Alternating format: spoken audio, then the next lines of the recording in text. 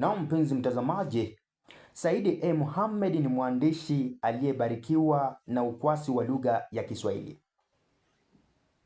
Ameandika vitabu aina ainati, kikiwemo Tumbo Lisiloshiba ambayo ni hadithi fupi ni yake.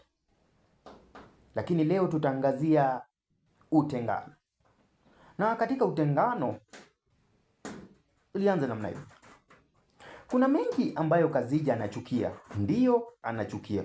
Kwanza, anachukia mwanaume. Anachukia mwanaume kwa sababu dhahiri, naye ni kuwa amewekwa mbele, ingawa Kazija hajui na nani. Daima atamchukia mwanaume kwa sababu hiyo. Pili, anachukia nafsi yake, nafsi iliyolemaa na kurithi siku zote kumpembejea mwanaume ambaye ni kiumbe kama yeye. Anachukia hali yake, anachukia jamii yake, anachukia kila kitu. Muone Kazija, bibi mrembo